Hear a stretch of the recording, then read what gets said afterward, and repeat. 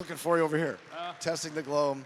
I just want to say this. I know that we've done some work together.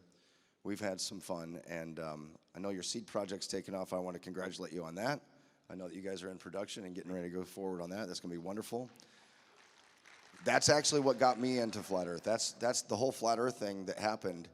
I didn't come into Flat Earth because of Rob first. I came to Flat Earth because we had developed a relationship and working together on seed that I had looked into the hollow earth, and then I stumbled across the Nephilim and the giants, and very biblically based, and that's where that's where God had me going. That's where he was leading me, is to get back in the pages and look at it. And this guy came along, and I started looking into even more of the Nephilim research, so I thought, wow. And then once we became friends, and you called me that day and said, have you looked into this flat earth thing? Have you seen it? And I said, yes, I have seen it. And it was everywhere. It kept popping up back when YouTube would do that. YouTube was actually suggesting to look into it for a while. And so once I did, the story just continues on, and here we are today. So I want to say thank you for doing what you're doing, man, as a brother and as a friend. And I also want to say that I'm looking forward to more of your stuff and more of the research and many more years of research and sharing with us, because I know that it's invaluable for many. So thank you, brother. All right, buddy. Thank you. Yep. Thank you. Yeah, thank you, guys. Let me get this up and running here. And, yesterday I was saying, if a picture is worth 1,000 words, right, how much more can we say at 24 frames per second or 30 frames per second? Look at that. Yesterday, I told you that was part 1 of 2. Today I'm going to continue where I left off yesterday with testing the globe, this time examining the preponderance of evidence. I like that word, kind of a cool word. Yesterday, I talked about the philosophical side of this. For Christians who are afraid of looking stupid, I showed you how you already look stupid to the secular world. So what are you worried about, right? Creation ministries, who are you trying to impress? The secular scientific community that already thinks you're stupid, crazy, and don't know anything? I mean, they even say that about you. So what are you worried about? We have no need of trying to impress these people, especially when some of their smartest guys admit to being 96% stupid in the field that they claim to be experts in, and off by 10 to the 120th power. They themselves say that. They express their own extreme stupidity. And besides, anyone who thinks they are an evolved ape that came here from goo to you by way of the zoo out of a rock that was spit out of an exploding dot clearly does not have the intellectual high ground in any discussion we may have. So I say, look, why don't we just let God be true and let the scriptures speak for themselves and take a stand on it? That's where I come from. So thank you.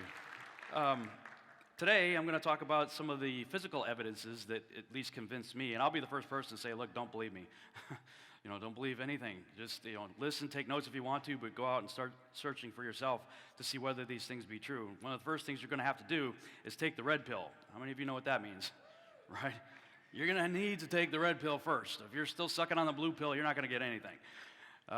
And part of sucking on the blue pill is an undying faith in NASA and science that I believe, biblically speaking, is falsely so called. We need to realize that NASA and all other space agencies are simply full of crap. And when you start looking into various things like JFK, 9/11, moon landings, things like that, the moon landing is a big one. If you still believe we actually went to the moon, you need to do some research. You can start with these videos right here. Bart Sabell's got some good ones. A funny thing happened on the way to the moon. Astronauts Gone Wild. There's Operation Avalanche is it's a movie made to sort of explain how it might have happened. How were they able to fool everybody? And I appreciate a line in that movie when they realized they weren't going to make it to the moon, and they're like, well, we're going to have to fake it. And they're like, well, how are we going to convince everybody? And one of the characters says, we don't need to convince everybody. We need to convince Walter Cronkite. Because everybody loves and trusts him. So if he's convinced, then everybody else will become convinced. I thought that was a brilliant line. Check out the website aulis.com, A-U-L-I-S. Great information there, PhD level people doing lots of research, analyzing all the photographs and whatnot. We did not go to the moon. And once you realize we didn't go to the moon, you have to realize this picture is not real. This is the most significant sphere of influence, pardon the pun intended, that has ever existed, in my opinion. That picture is not real if we didn't go to the moon. And this was one of the first people that got me to think that way. Matt Boylan, what if he's right? I don't know if you've seen some of his routine. Is it real or is it painting? Just to kind of put some things into perspective in that regard. Everything you see on the screen there are paintings. They're all paintings. Those are not photographs of wine bottles and glasses at the top. And on the bottom, those are not sculptures. Those are paintings of sculptures done by a friend of mine. Pretty amazing, huh?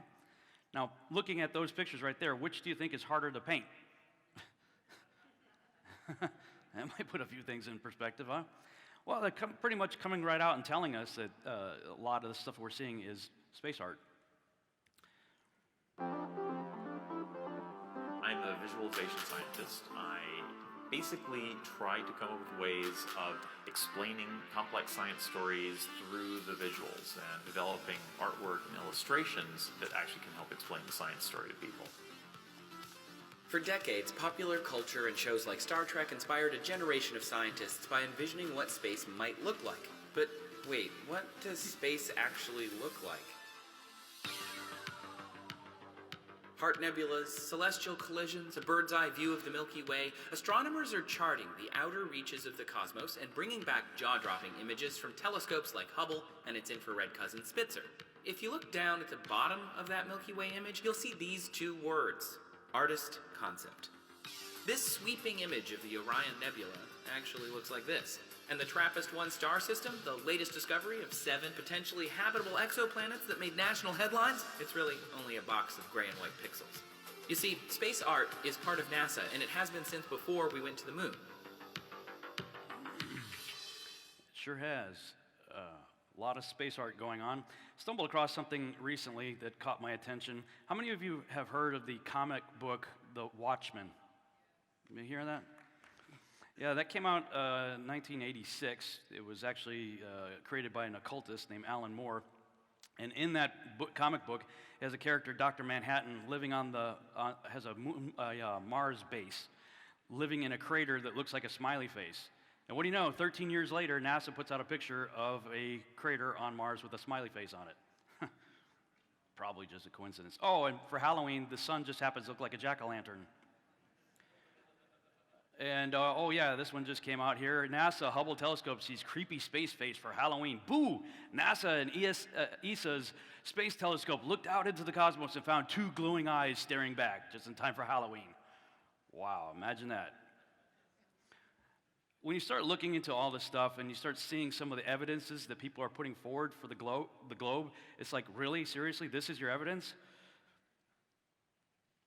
Found, and here's the proof. Remember Felix Baumgartner? He jumped from the edge of space a few years back to perform the highest parachute jump ever. Well, that was on a live feed in front of hundreds of thousands of people, and you can clearly see the Earth's curvature. So yes, there is tons of proof that Earth is a sphere. You hear the condescending attitude? That was on a live feed in front of hundreds of thousands of people. So, yes, there's tons of proof. Okay, moron. The exact same curvature was seen at 5 feet when Felix touched the ground as it was when he was up at high altitude. And yet you can't figure that out. And just recently, I had a knockdown, drag-out fight on Facebook with people trying to convince me that the lower picture there was legitimate from the ISS. Right? I'm like, okay, that shows the Persian Gulf, the Strait of Hormuz, and the Gulf of Oman.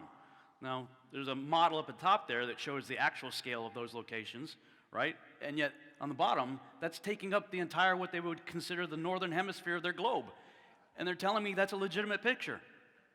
I'm like, do you have any critical thinking skills in that noodle of yours at all? Clearly, there's something going on there. They're using fisheye lenses. And what I found as I started looking through a lot of the NASA footage and stuff is they've been using fisheye lenses right from the beginning. Or Spacewalk, June 1965. First of all, I want you to know they've been using fisheye lenses right from the beginning. And here's a proof of it right here from footage supposedly from Gemini 4. Look at, watch. Ooh, going flat. Oh, they cut away. Let's look at it again, though, since they cut away, flat, bulging out to being convex. Look at that globe. Wait. Oh, here it goes, going flat. Anyway, some very interesting things about this footage. Stood up in the seat and got ready to go, and we cleared him to go, and then he took and pushed off from the seat. Now notice how fast the Earth is moving below them. And look at the way this is shot. He's all herky-jerky, but the Earth below is moving nice and smooth. Ed White is flying at 17,000 miles per hour, 200 miles above the Earth. Okay, I'm out. Okay, they said they're about 200 miles above the Earth and moving at 17,000 miles per hour, okay? Keep that in mind. If the lifeline fails, he'll literally be lost in space. Oh, no. Today, those pictures are classic. Yeah, they're classic, all right. Okay, now, when I first saw people doing commentary on this, when he turns his head like that, they're saying, see, that's proof, that this is not right. Then I found this footage right here. So apparently, they can turn their heads, so I guess that's been debunked. But compare the stop-motion animation of King Kong, the original King Kong movie, with this footage of Gemini 4. The background's moving nice and smooth, but in the foreground, it's very herky-jerky, very much like the old stop-motion stuff. So, yeah, I'm going to say that looks fraudulent to me. Now, the International Space Station is also supposedly at about 254 miles high and moves at the same speed. Now, check this out. This is the cupola. It sticks down below the space station. And a lot of folks, I play this game with myself about where we're flying over the Earth. Uh-oh. Somebody forgot to speed up the animation. This is the day the Earth stood still, ladies and gentlemen. Compare again the Gemini space footage. Both are supposedly at about 200 miles high and moving at 17,000 plus miles per hour. So somebody's lying here, folks. Either the Gemini footage is fraudulent or the ISS footage is fraudulent. You gotta recognize that somebody's lying to you here. Look how fast the Earth is moving in the Gemini, and look how the Earth's not moving on the ISS. And just by way of closing, more proof that they're using a fisheye lens. This is from the same Gemini 4 documentary. Look at that, concave. Oh, no, it's going flat. Oh, no, convex. Oh, wait a minute. No, the Earth's concave. No, it's going flat. Oh, no, it's convex. Oh, concave. Oh, flat. Oh, no. During re-entry, the USS Wasp launched 13 search and recovery aircraft. 13. Gemini 4 splashed down at 12:13 Eastern Standard Time. 12:13. June 7th, 1965. Interesting. Yeah. Now, I did find the footage of them turning their head inside the helmet, but I still think there'd be major problems with that if they were in a vacuum environment and stuff like that. What kind of seal would they have to be able to turn? I think the whole thing's fraudulent. I think, I'm saying you got to recognize that either Gemini is a fraud or the ISS is a fraud. I think they're both a fraud, frankly. But we'll go on. Let's look at terrestrial-based observations, part 5. When I first got into this, people, of course, immediately, the knee-jerk response is, you're an idiot, you're a moron. What the heck, man? If you've ever been to the beach, you've seen the curve. Sorry, I have to do that every now and then. It's cathartic for me, because that's what I hear in my head now. Every time people start saying stuff like that. Anybody else relate to that? Maybe a little bit. Yeah, they're telling me, okay, if you've ever been to the beach, you've seen the curve. So I start going to beaches, start taking lots of pictures, start bringing them into Photoshop, put a parallel line over it. No, it's flat. So that I'm in Malibu, and I go climb the top of a high mountain in Malibu looking out there. That's about 100 miles across right there. Took a picture of it, again, straight. Went down from Malibu to meet a friend. It's a writer helping me with my seed project. And he grew up in Ventura, in the Ventura Beach area, and he was a lifeguard growing up. And he tells me a story about looking out and seeing the Anacapa Arch. The arch itself is about 40 feet high, and the inside of the arch, from the water to the inside of the arch, is about 25 feet. It's about from where he was, he said it was 20 miles away. And he said he could see the thing. So that's what got him thinking. He saw me posting stuff on Facebook and stuff, people seeing stuff they're not supposed to see, and he's like, wait a minute, I've seen the Anacapa Arch, and that's 20 miles away. So he went to a friend of his at a university that teaches math, and he said, okay, we're on a globe approximately 25,000 miles in circumference, right? Yeah, okay, what's the math? Yeah, it averages out to about 8 inches per mile squared. Okay, cool. So if we're looking out at an object 20 miles away that's 40 feet high, should we be able to see it? And he did the math up on the board, taking into account observer height and all that kind of stuff. No, shouldn't be able to see it. You know, so you're saying we should not be able, no, impossible, should not be able to see it. He said, well, the problem is, dude, we've all seen it. And the guy's like, what do you mean? He's like, the Anacapa Arch. All of a sudden you're hearing the Flintstone sound effect, you know, when Fred, something happens to him, he's like, the math professor's looking at the board, you know, looking at his own math, something's up there, I don't know. Started having a lot of those types of experiences, both myself and with others. Met a guy at a conference, he came up to me, he was a professional surveyor, and he says, I gotta show you something, dude. And he shows me his surveyor book, it's first order level book, and under the formula for figuring out curvature and refraction at the top there, it says, rules for applying curvature and refraction when trig leveling. Subtract curvature and refraction on the back sight, add curvature and refraction on the foresight. What? You know?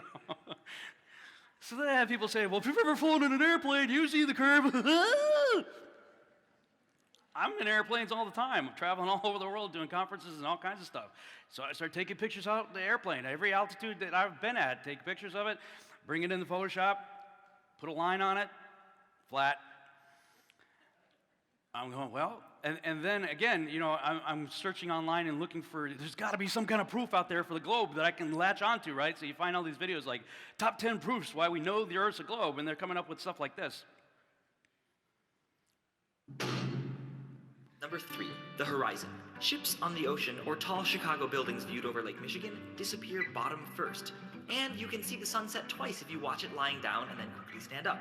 The simple fact is, if the Earth were flat, there wouldn't be a horizon beyond which things could disappear. So from across Lake Michigan, you'd be able to see all of Chicago, as well as the Rocky Mountains. If the Earth were truly flat, there would be really hardly any limit. You would be able to stand at the top of the Empire State Building and look towards Chicago, a mere 1,000 miles away, and see the lights of Chicago at night. Really, dude? Scientists, you notice. That's a scientist there. One of the things, the criticism I hear about this conference and stuff is, well, there's not a scientist among them, no PhDs. Look, I consider that an advantage, frankly. Because the stuff I hear from PhDs is not impressive to me. You know, here's this guy saying he's claiming to be a scientist and saying I should be able to see Chicago from New York. You know, there's this crazy thing in between us called the atmosphere. Look it up, dude. Wow.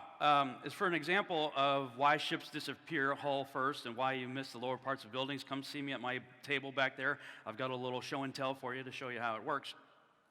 And it came as a result of this guy right here. This picture, and of course you saw this in Jake's trailer there earlier. This picture came out right in the beginning of our whole sort of awakening in 2015. Joshua Nowicki snaps a picture of Chicago skyline from the other side of Lake Michigan, sends it into the ABC News affiliate. Weatherman does this whole thing about saying, we should not be able to see it. The only way you'd be able to see this is like higher up out in space looking down. He says, so what you're seeing here is a mirage. That poor guy had no idea how famous he was about to become. He's just a weatherman, just doing his thing. Next thing you know, flat earthers are all over the poor guy. Now, of course, when I first saw that, I'm like, mirages are wavy, distorted, upside down. That's not a mirage. And Rick said the same thing. And then Rick told me, because he lives in that area, Rick Hummer, and he's like, I've seen Chicago my whole life. I'm like, really? People have seen it? He's like, everybody's seen it. So he started driving out there to the location.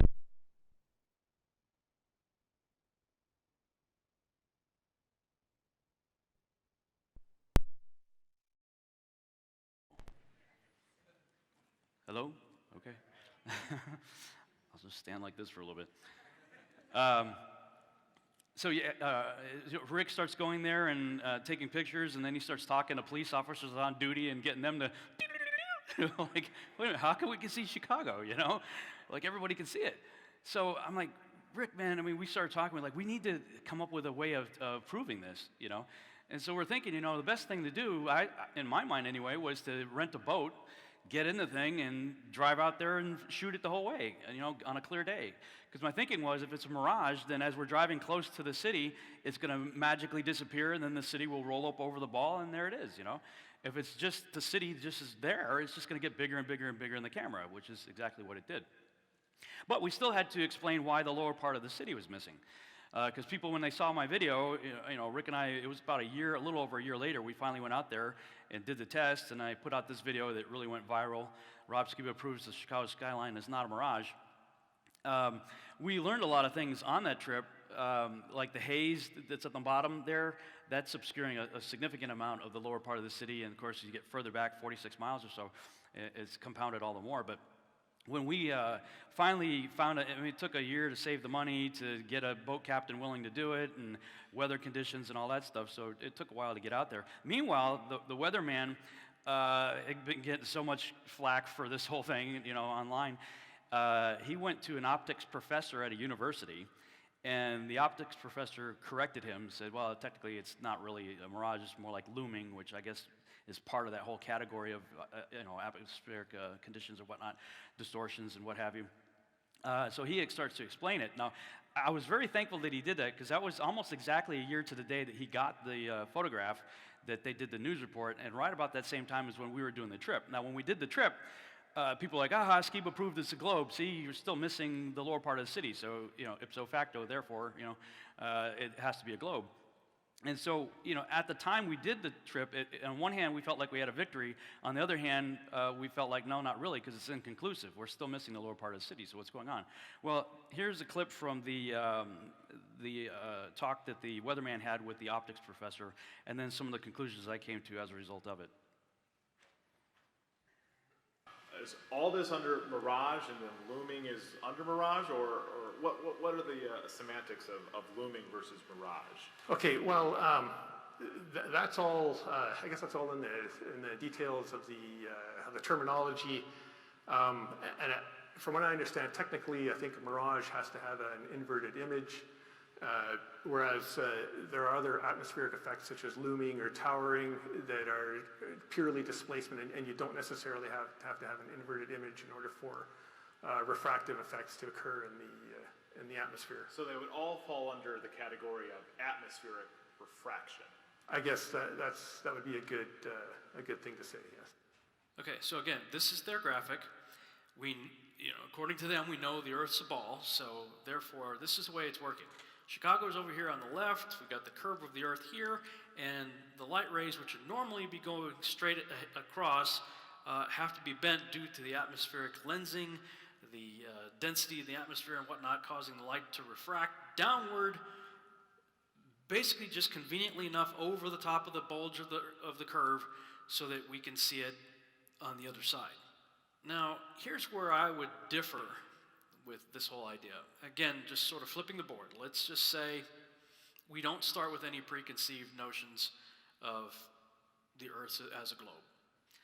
Let's entertain for a moment the completely absurd notion that water is flat and it always seeks its own level. And we're looking across a flat plane of water, 46 miles across. Check this image out right here. Now, I caught this image shortly after Rick and I returned from our trip across the lake. We grabbed a bite to eat, and then we went out to the beach, and it was still clear out, so we got the camera out and looked 46 miles across the lake to see this right here. This image is extraordinary, okay? The boat right here, I'm gonna guess, is less than a mile away. And I base that because these people walking in front of the camera here are walking across some rocks that sort of jut out and kind of fence in the harbor area. And they are only about a quarter of a mile away from where we were when I shot this. I shot this image from right about here. This is where we were looking across, and this is the area right here where those people were walking. And the boat, as you could tell by the size of the people on the boat, wasn't too much further beyond that. So maybe a half mile to a mile, or at the most, I would say, away. All right, now when I was headed back to Chicago to catch my flight, I snapped this picture of the Willis Tower.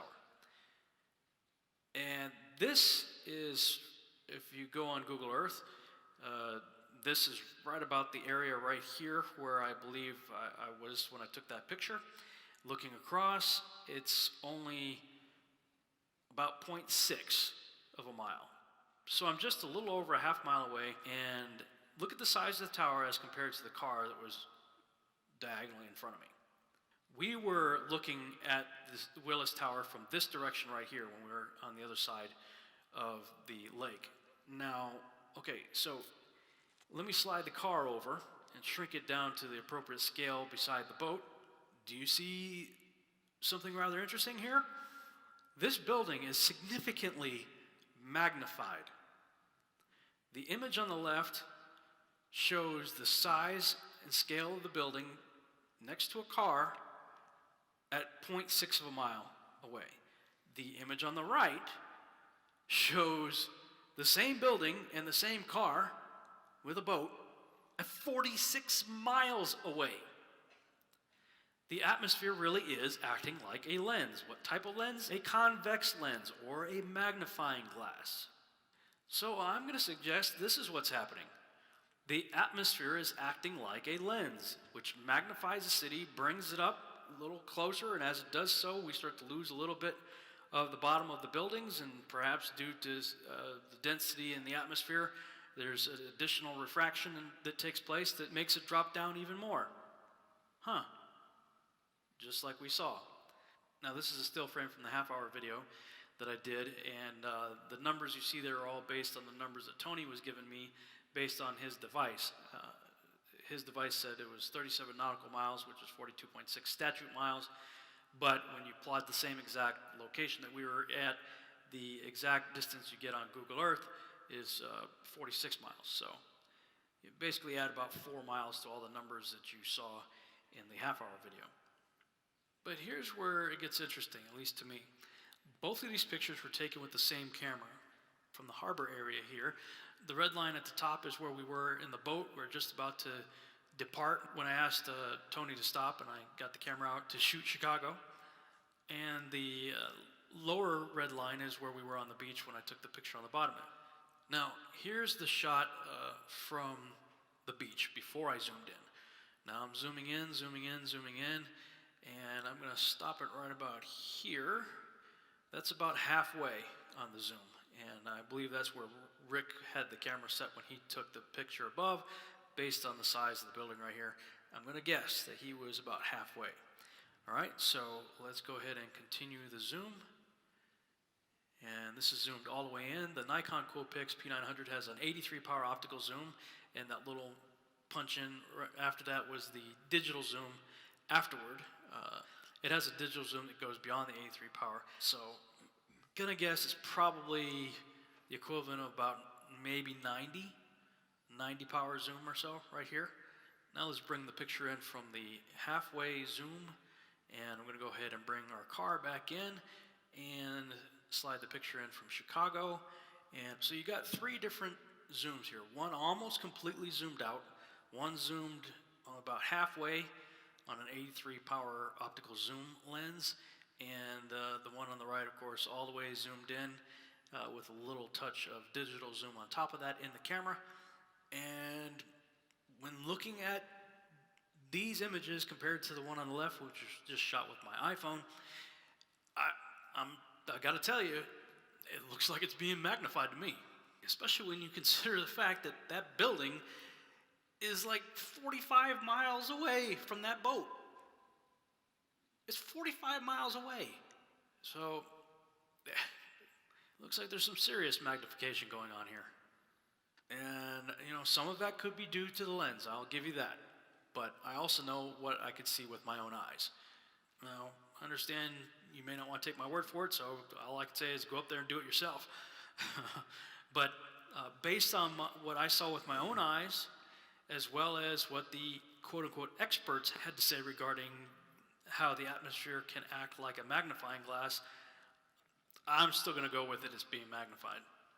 There is a lot of water in our atmosphere, but I'm thinking If the atmosphere, especially over water, is made up of zillions and zillions of tiny convex drops of water, then collectively, perhaps they all combine to make one big convex lens, in which case it would act like a magnifying glass. Okay, so with that in mind, let's look up some websites dealing with the refraction of light. You might see a graphic, something like this, showing light bending downward, just like the weatherman guy said. And here's your typical graphic showing how light rays entering some sort of medium, like in this case water, refraction causes the light to bend downward. Now we've all seen pictures of, a pencil or something in a glass of water, and how not only does refraction bend the image downward, it also magnifies it. So this is important now. And let's just go back and hear from the experts once again what's happening with the atmosphere. The science is the same of that of a lens. Here's a simple example. So if you're looking at Chicago here, now you can just see the top of the Sears Tower, and if our simulated temperature inversion moves into place, hopefully now you can see pretty much all of Chicago, see all the lower buildings, including what's at ground level.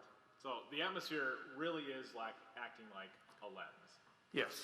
Again, based on that imagery that I saw looking 46 miles across versus 0.6 miles across, I really do believe, just like the expert said, the globalist guys, these are people who believe in the globe now.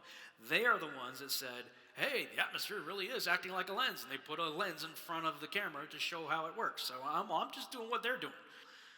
Using the sheet right here, set the city up, a little cutout of the city, and now I've got the big magnifying glass sheet. Bring the camera right up to the lens. See, that's the normal view of the city. Now let's back up again. The science is the same of that of a lens. Here's a simple example. So if you're looking at Chicago here, the atmosphere really is acting like a lens. Yes. Atmosphere really is acting like a lens. And this is how much of the city is missing due to the lensing effect, the magnification of the atmosphere.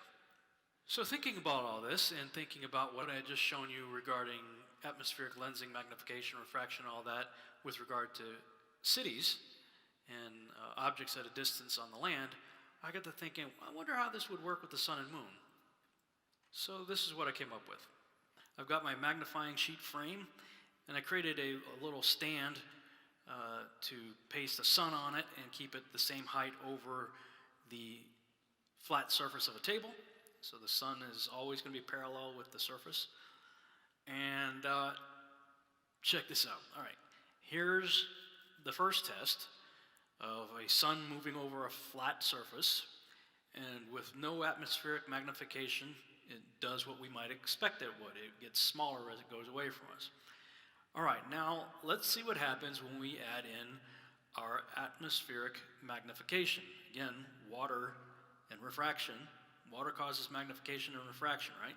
So let's bring the sun back. Oh, check this out. Refraction bends the light downward. It made the sun set on a parallel surface. As it was moving parallel, the same height, the whole way over a flat surface, the refraction caused the sun to set. Not only that, well, let's bring in the beginning of that little test, and we see that it maintained pretty much the same size, too. And of course, that's because as it's moving away, the magnification is still taking place. And so even though the sun's further away than it was in the beginning of the test, the magnification basically preserved the same size, and the refraction made it set. Of course, again, depending on how much moisture is in the air, we could see that the sun doesn't appear to change in size at all as it goes down. We could see sometimes perhaps that it looks like it's getting bigger when it goes down. You ever see like a really big sunset or moonrise, moonset, where one of them looks really large on the horizon? Well, that could be because there's lots of moisture in the air causing that effect. Or when there's less moisture in the air, obviously you won't have as much magnification taking place, and so it looks smaller as it goes away. So it's all relative to the amount of moisture that's in the air. Now, I'm just going to put forward a crazy idea for you to think about. And that is, if Rob Skiba could figure this out, I'm just going to go out on a limb here. I think it's quite possible that the creator of the cosmos could have figured out the same thing and engineered our beautiful sunsets, thanks to all of that water he placed in our atmosphere. Just something to think about. Thank you. Thank you. When I figured that out, and I'm looking at $10 worth of arts and crafts sitting on my table, I'm going, wow, God, is it really that simple? Apparently it is. If you guys like to see a demonstration of that, I have that my table out back. Now, if you're going to get into this research, you're going to have to buy yourself, at a minimum, the Nikon Coolpix P900. They got the 1000 out now. But, at the time, we were buying them up all over the place. I went to Nebraska Furniture Mart right around the corner over here, and I was trying to see if they had another one, and the salesman's like, "Nah, we can't keep them on the shelves. These things are like all over the country. They're selling out everywhere." I said, "Yeah, I know who's buying them all." And he said, "Really?" I said, "Well, do you know what cognitive dissonance is?" And he says, "No." So I explained it to him, and I said, "Having said that, now would you like me to tell you who's buying them all?" He goes, "Sure." I guess flat earthers are buying them all up. He's like, "Flat earthers?" I'm like, "Remember cognitive dissonance?" Yeah, people are buying this thing up. This is a shot I took. I went to visit my family. They have a winter home in Florida, and we went out to eat at a restaurant near the ocean. And there were ships going out, fishing boats going out to go fishing, and they're about 15 feet high, the ships, and I'm watching them go out, and I was asking the guy, where do they start dropping their nets and whatnot? And it's all about the 4-mile mark. See the markers, and there were like mile markers going all the way out, so you could actually track where the ships were. And then on Google Earth, I looked it up, and sure enough, it was about 4 miles out when they went out there. And I watched the show. I got the camera way down low and watched it go all the way out, and you're supposed to be missing about 10 feet worth of the ship. I didn't see 10 feet of the ship missing. I just saw the thing going out and start getting wavy, and as the distortion from the atmosphere was taken over. It was kind of funny. My dad was there. He wasn't really buying into any of this stuff either. But I said, "Hey, Dad," we went through the curvature math and went through all that and observer height and whatnot. And I said, so much of the ship should be missing, right? Yeah. So I said, "Take a look at this." So he comes over, he bends down, looks in the viewfinder, looks at me, looks back in the viewfinder, walked away. And I know what he's thinking. He's like, "I'm 75 years old. I don't have time for this crap." But there it was right there, and I joke about it. The Nikon Coolpix P900 should put out a commercial, bringing ships back over the curve since 2015. They probably saw a whole lot. And all the more so with the globe killer, the Nikon P1000.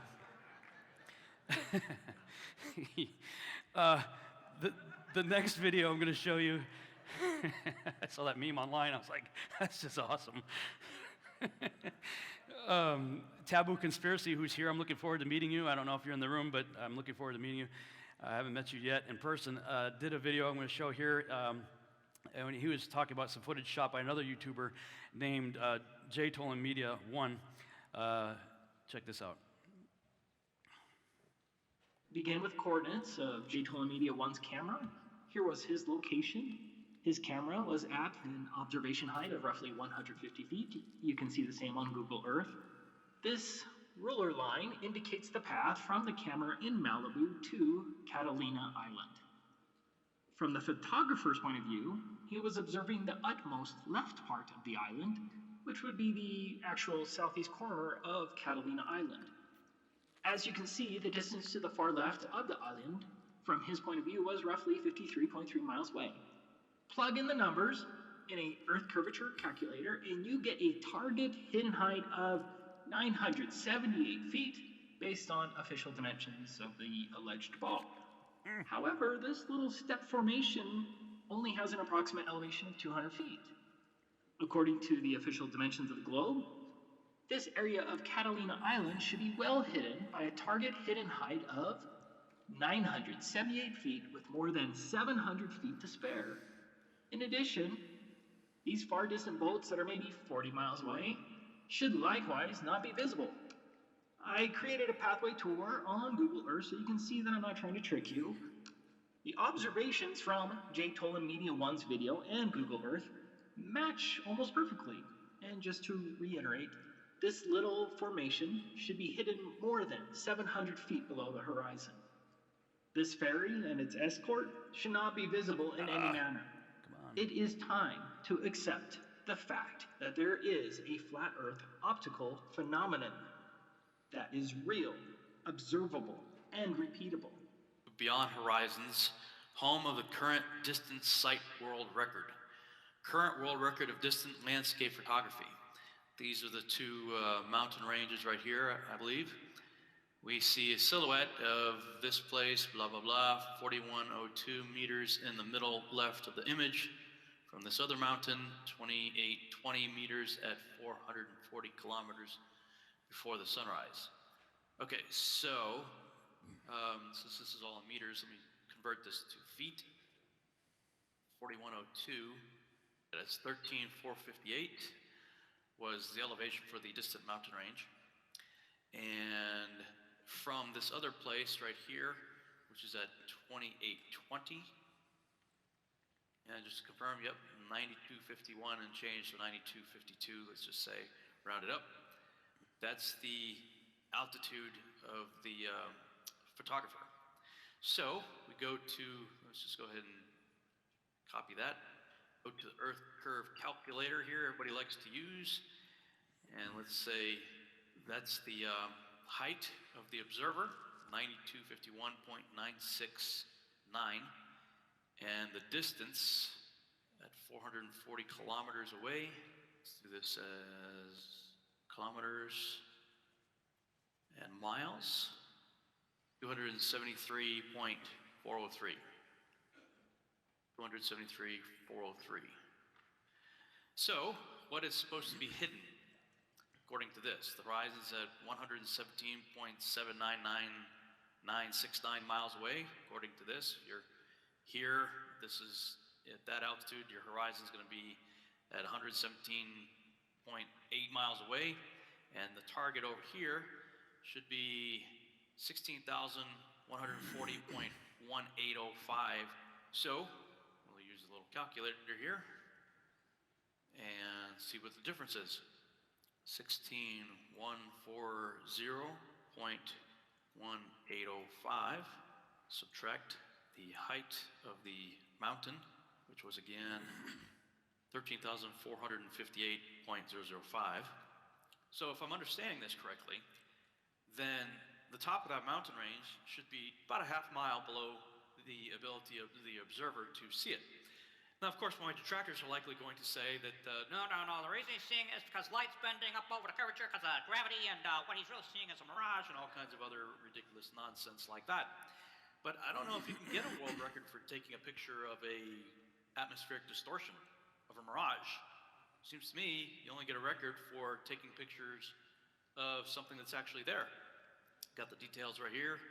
Apparently this is where the photographer was, and this is the mountain range that he was taking a picture of, and the mountains were apparently all identified here, with the world record being 443 kilometers away. But the math says that's not possible on a globe. This new surface-to-surface photograph was taken at a record long distance of 326 miles or 529 kilometers. The previous record, surface-to-surface photograph shown on the Beyond Horizons website, was 443 kilometers or 275 miles. The new photograph we are going to look at today was from 326 miles or 51 miles further. Here is a Google map of where the photograph was taken. What makes this even more amazing is the fact that the target island location was only a height of 85 feet. The photograph was taken on top of this peak at an elevation of 3,212 feet or 979 meters. Here is the target location. It is an island off of Corsica with an elevation of 85 feet. You can add another 40 feet for the lighthouse. Here is the record-breaking photograph. You can see the little white lighthouse on top. The viewing direction also lines up with the photographer and the city in front, but you can watch the original video to see how everything lines up. According to the globe model, the target hidden height at an observation height of 3,212 feet and a distance of 326 miles is, and are you ready for this? 43,848 feet. The top of the lighthouse would have been only 125 feet above the water, and you can see it in the photograph 326 miles away. That is just impossible under the globe model. Like so many other observations, that ocean is flat. Ergo, the Earth must also be flat. Thank you, Nouvelle Géographie Planétaire, for sharing this amazing flat Earth proof. Thank you. And more. Yeah. Yep. Now, of course, the detractors say that's just a white pixel smudge on the camera or whatever. They don't want to buy it, and yet they'll buy the white pixel dot on the moon when they say, see, a probe went by and captured the moon lander, right? Have you seen those pictures? That's proof, see? They took, somebody else in another country took a picture of it, so they'll believe that white pixel, but they won't believe this one. Funny. Speaking about the moon, a friend of mine told me about a software you can get on your phone called Theodolite. It's about $6 or $9, something like that. Surveyors use it. It's a really great tool for calculating angles and distances and whatnot. And triangulation, if you know the distance between two locations and you're looking at a third, if you know the distance between these two and you take an angle on the third, you can figure out how far away it is. So they thought, wonder if we try that on the moon. And so my friend lived in Washington State, and his brother, I believe, lived in Denver.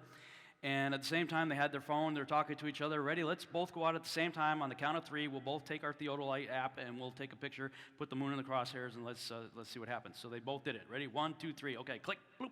And they both took a picture of the moon at the same time, brought all the information into calculator.net, and calculated it out, and it came out the moon was less than 300 miles away.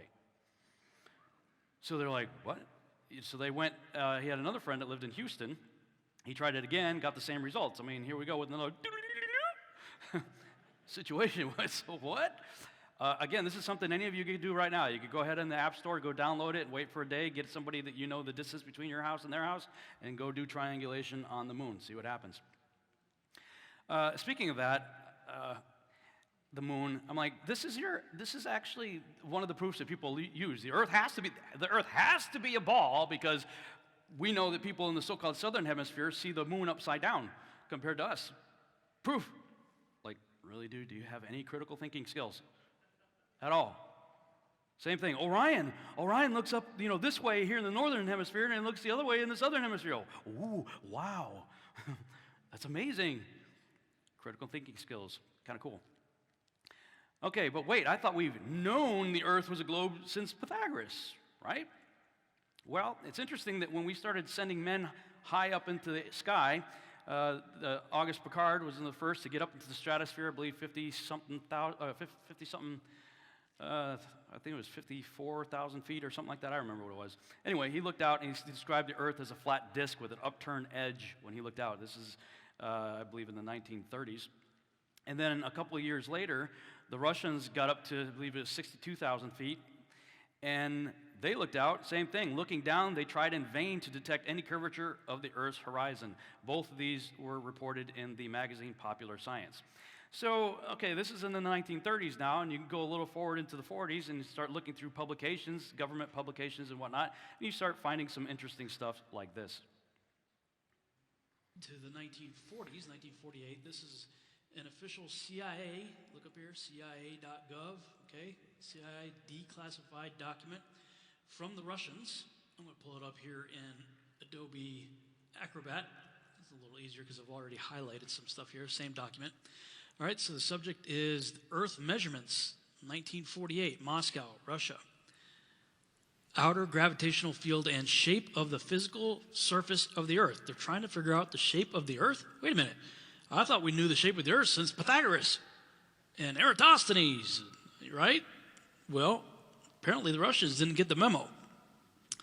A study is made of the coordinates necessary for the solvability and uniqueness of solution of an integral equation by the aid of which the outer gravitational field and the shape of the physical surface of the Earth may be determined. So we go through this document a little bit here. It says the methods of studying the shape of the Earth, so this is what their goal is here. They're outlining some of that. The shape of the physical surface of the Earth can be determined with sufficient reliability on the basis only of data obtained from exact measurements. Well, that goes without saying, I suppose. And let's keep going down here. Let's see. We can regard the potential of the real Earth, by this equation here apparently, as known correct to an additive constant at all points of the physical surface of the Earth and only on the surface, whereas it is not determinable at all other points of space without knowledge of the shape of the Earth. So they're still trying to figure out the shape of the Earth here. But since the shape of the Earth is not known, the shape of the Earth is not known, 1948, the true coordinates of these points, B, L, and H, are unknown to us. So the Russians are having trouble figuring out the shape of the Earth in 1948. Let's look at another document here. Another declassified CIA document up here, right? They're checking out the firmament in this one. Let's go back to Acrobat. 1953 now. Geophysics light scattering, USSR. Trying to figure out how does light work in the atmosphere here. So we get down to page 19 here. It says, dissertations defended in the Scientific Council of the Institute of Physics of the Earth, Institute of Physics of the Atmosphere, and Institute of Applied Geophysics, USSR, 1957. March 1957. Let's say March 23, 1957, apparently. The dissertation represents the result of many years of study of the clear daytime sky. The observations were carried out in 12 locations at various altitudes above the sea, various climatic, meteorological, and synoptic conditions. The observations were carried out mainly during high transparency of the atmosphere in the visual range of the spectrum in the absence of a snow cover. In the investigations, 2 instruments designed by V.G. Fezenkov were used. One of these was a visual photometer of the daytime sky intended for measuring the brightness of the firmament. Interesting. Trying to figure out the brightness of the firmament. Again, 1957. The dissertation contains a certain formula of the brightness of the sky, taking into consideration only the brightness of the first order, and derived, get this now, on the assumption of a flat Earth, and giving some conclusions derived on the basis of this formula. So the Russians are trying to check out the firmament based on assumptions of a flat Earth in 1957? Very interesting, huh? And there's a whole lot more I didn't have time to show here. NASA governments and stuff, calculating all kinds of stuff based on a non-rotating flat Earth. You need to look into Admiral Byrd. He's an interesting character. Antarctica and Project Fishbowl. An American naval officer and explorer, he was the recipient of the Medal of Honor, the highest honor for valor given by the United States, and was a pioneering American aviator, polar explorer, and organizer of polar logistics. Other awards include the Navy Cross, 2 Navy Distinguished Service Medals, Distinguished Flying Cross, 2 Legion of Merit citations, and Congressional Gold Medals. So, I mean, he's quite the character. Admiral Byrd, first he goes to the North Pole and claims to have found an entrance to inner Earth, hence hollow Earth theory. This is in 1926. After World War II, the nations, especially Germany, Russia, and the United States, become obsessed with Antarctica. From 1946 to 1947, Admiral Byrd leads Operation High Jump, and you just have to Google the coastline of Antarctica and you'll know why they called it that. 1955 to 1956, Admiral Byrd leads Operation Deep Freeze, and almost immediately after that, the nations formed the Antarctic Treaty. The United States and Russia starts launching nukes into the sky, and NASA and DARPA are formed. And in the United States, we called our part of the bombing of the sky Operation Fishbowl. Yeah. Things got very interesting after Operation Deep Freeze. So I'll just summarize some of that in this next video here. Recap here. 1, everyone becomes obsessed with Antarctica in the late 40s and late 50s. 2, everyone leaves Antarctica to draft up a treaty which would prohibit anyone from going there except under the express strict guidelines of the treaty. 3, The United States creates NASA and DARPA, you know, that organization which creates black budget projects for the military and other agencies and other groups. 4, the United States and Russia start blowing up the sky. 5, the United States and Russia become obsessed with what's above us in space. 6, the United States and Russia become obsessed with what's beneath us. Several decades ago, two countries, America and Russia, raced to drill the deepest hole into the Earth with the goal of discovering what was at its core. Both projects were massive undertakings, and the world was fixated on what mysteries they'd find beneath the surface. Russia's efforts resulted in something called the Kola Super Deep Borehole, and when you see it, you might have to pick your jaw off the floor. Both countries drilled boreholes deep into the ground until they couldn't go any further. They used enormous metal contraptions that were designed to break through even the toughest material. The world watched in awe as the Americans kicked off the race. The enormous drills were fired up, and everyone hoped the project would go according to plan. What kind of mysteries would the drillers find, if any? The United States called the endeavor Project Mohole, and they began their drilling off the Pacific coast of Mexico in 1961. This would be a massive effort with global interests, and there was a lot riding on the team's work. Unfortunately, soon after the project began, it was abandoned due to lack of funding. Lack of funding because they decided to put all their funding into going to Antarctica looking for moon rocks and faking the whole world with the moon landings. Almost a decade later, the Russians had organized their own drilling team and began their quest to reach the center of the Earth. On May 24th, 1970, they set their sights on the Kola Peninsula. The Russians called their endeavor the Kola Super Deep Borehole. The end goal of the drilling project was to reach a depth of 49,000 feet into the Earth's crust. The race to the center of the Earth was an exciting and intriguing time for the world. In the end, the goal was never reached, but at least the scientific community benefited from the efforts. Though defunct, this phenomenal structure still stands as a reminder of one project that had the world on the edge of its seat. Okay, so they didn't get to 49,000. They only got to something like, I think he said 40,200 or something like that, which is less than 8 miles. Even the deepest drilled hole is still some 3,955 miles short of the center of the Earth. Barely a pinprick on the surface of our planet. So we have all these pictures in the textbook about the center of the Earth and what the core of the Earth and everything else looks like, and they're going to say, all right, it's all fiction about the inner Earth and hollow Earth, all that stuff, when they have never even got deeper than 8 miles. It's unbelievable. We have been lied to with artwork, pictures, paintings, drawings, CGI. Everything about our Earth and everything about space, artwork. And oh, by the way, you know, okay, we're in a race, right? And we supposedly beat Russia in the space race, whatever that means. You know, we did something more than or faster or whatever. Who cares? They just gave up? Really? They just gave up? I quit. I'm going home. No, they didn't give up. They sent dozens of missions to Antarctica while we were doing the Apollo program. Let that sink in. Okay. I gotta say, it sure looks to me like they found something in Antarctica which challenged everything we thought we knew, and thus they immediately set out to find how high our enclosed world dome is and how deep the foundation goes. That's exactly what somebody would do if they discovered they were in a cage.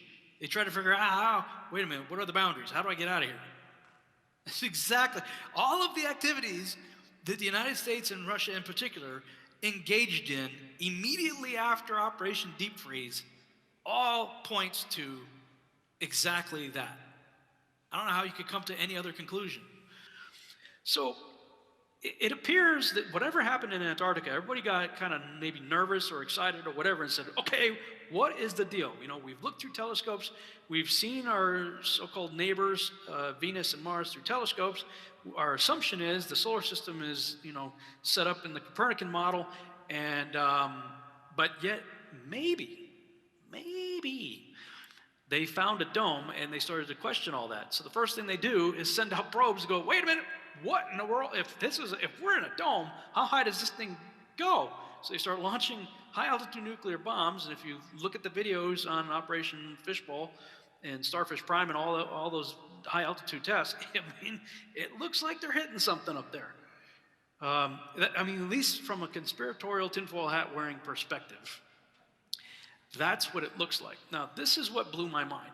You can read more on all that if you'd like, to get caught up to speed on what's going on there. So I go to Lubbock, and I'm doing this conference out there at Jared Cressman's father's church, Pastor Dan Cressman. And we get to talking about this whole issue of the flat earth stuff. And he goes, do you know what the name Dominic means? And I said, no. He says, you talk about Operation Fishbowl, but check this out. Look up the name Dominic from the late Latin name Dominicus, meaning of the Lord. Fishbowl was part of Operation Dominic. It looks like they are sending high-altitude nuclear bombs to test the fishbowl of the Lord, i.e., the firmament.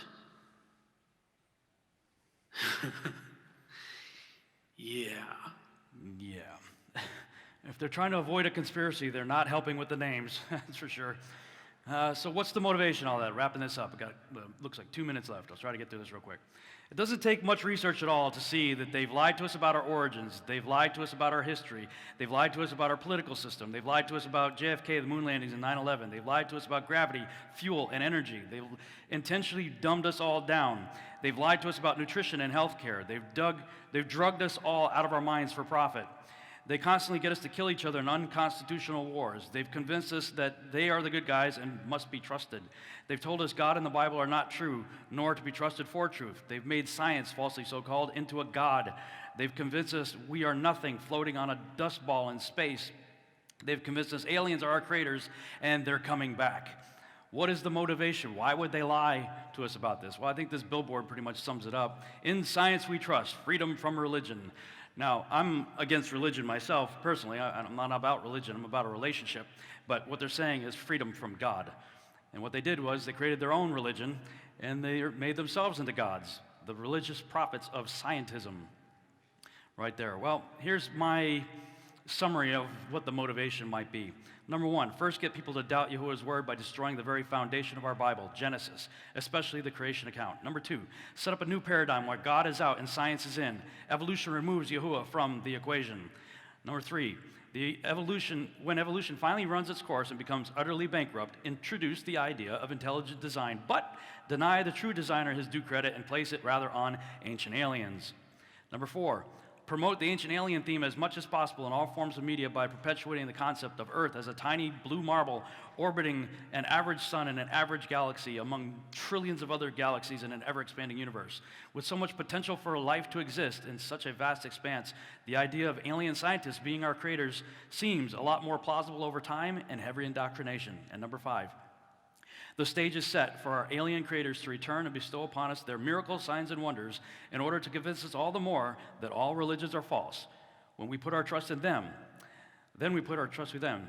Finally, when Christ does return, we are all convinced that he is the enemy and our united world gathers together to make war with him. I went to the Contact in the Desert conference out in California earlier this year, and this was all the Ancient Aliens crowd. Like, everybody was there. Eric Von Daniken, Georgia with the big hair, and all those guys were all there, listening to what they're talking about. And I'm saying, my God, if only 2% of what they're saying is true, the world, and especially Christian church, is woefully ill-prepared for what's coming. And that's one of the reasons why I think this whole subject came up when it did. Because we're going to need to know the truth and be able to take a stand on it. Because what's coming is going to be very convincing, in my opinion. And I think that's exactly what the motivation is. Could be wrong. Look into it for yourself. Thank you very much. Thank you.